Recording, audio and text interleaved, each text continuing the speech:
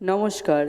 এখানে উপস্থিত মহারাজ এবং সকল অভিভাবকগণকে আমার প্রণাম এবং সহপাঠী বন্ধুদের আমার ভালোবাসা জানিয়ে আজ আমি বক্তব্য শুরু করছি।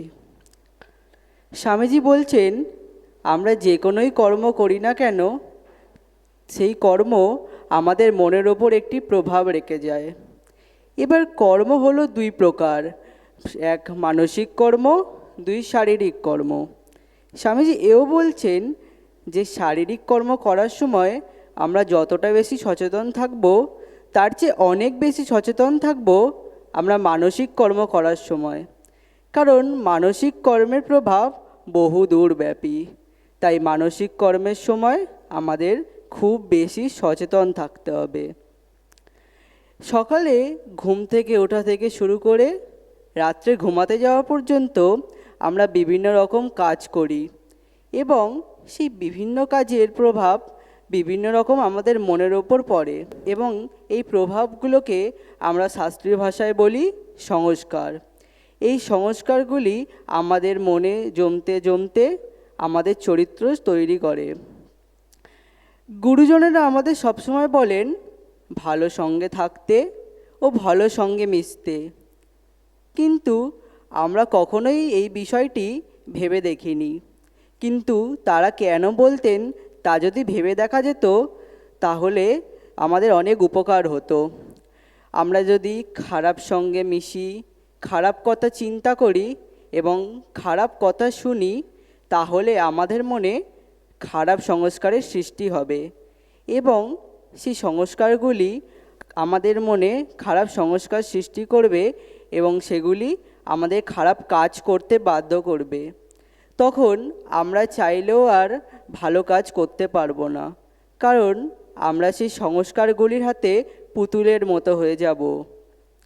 একইভাবে যদি কোনো মানুষ ভালো কাজ করে, ভালো সঙ্গে মেশে এবং ভালো কথা শোনে, তাহলে তার মনে ভালো সংস্কারের সৃষ্টি হবে এবং সেই সংস্কারগুলি তাকে ভালো কাজ করতে প্রেরণা দেবে। সেই চাইলেও কখনো খারাপ কাজ করতে পারবে না। যখন এটি হবে তখনই আমরা বলতে পারি কোনো মানুষের ঠিক ঠিক চরিত্র তৈরি হয়েছে। এবার স্বামীজি আমাদের বলছেন চরিত্র তো তৈরি হলো, এবার এই চরিত্রকে আমরা চিনব কী করে।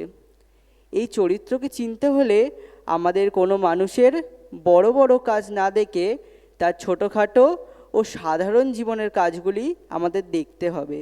কারণ বড় কাজের ক্ষেত্রে মানুষ অনেক বেশি চেষ্টা করে, তার ফলে মানুষ বড় বড় কাজ করতে পারে। কিন্তু ছোটোখাটো কাজের ক্ষেত্রে মানুষ যা, আমরা তাকে তাই দেখতে পাই, যার ফলে চরিত্র বিচার করা সুবিধা হয়ে যায়।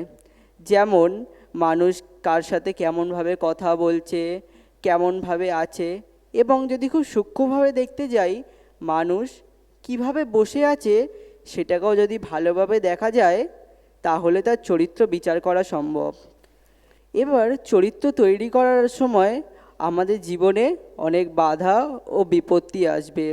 আমাদের ভেতরের স্বার্থপরতা ও লোভ আমাদেরকে ভালো চরিত্র তৈরি করতে দেবে না, আমাদের বিরুদ্ধে লড়াই করবে। কিন্তু এগুলির বিরুদ্ধে যে লড়াই করতে পারবে সেই শেষে ভালো চরিত্র গঠন করতে পারবে। আসুন আমরা সবাই স্বামীজির মতে আমাদের চরিত্রের উন্নতি ঘটাই এবং আমরা সবাই ভালো চরিত্রের মানুষ হয়ে উঠি।